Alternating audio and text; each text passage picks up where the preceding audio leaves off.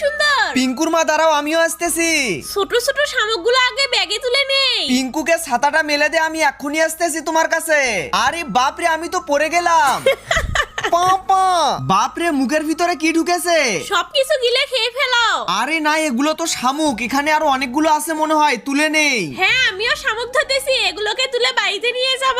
এই তো এখানে মনে হচ্ছে অনেকগুলো শুকনো শামুক পড়ে আছে। তারপর কি করলো তা দেখার আগে তুমি যে শয়তানকে যদি ঘৃণা করে থাকো আর আল্লাহকে যদি ভালোবেসে থাকো, ভিডিওতে একটা লাইক আর একটা সাবস্ক্রাইব করে দিও। পিঙ্কুর বাবা দেখো, আমি বড় শামুক পেয়েছি, কিন্তু এর ভিতরে তো শুধু ময়লা। দূর সাই ফেলে দেই। পিঙ্কুর মা, আমিও তো বড় শামুক পেয়েছি, কিন্তু আমারগুলো ভালো আছে।